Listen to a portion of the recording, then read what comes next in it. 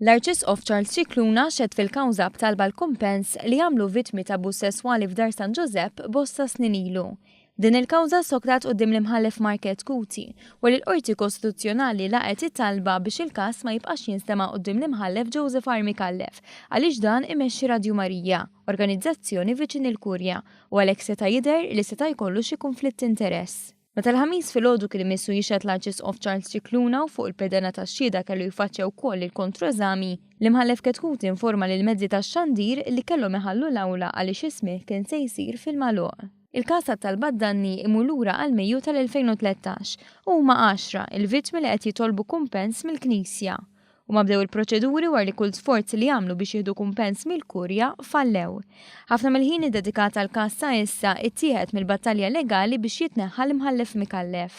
Brabta ma dan il-każ, żewġ qassisin, Carmelo Pulis u Godwin Xerri, kienu ntbagħtu l-ħabs. Dan war l-insabu ħatja li abbużaw minn 11 il-minuri li kienu fdati fil-kura u l-kustodja tagħhom. Sentenza li kienet ingħatat fl-2012.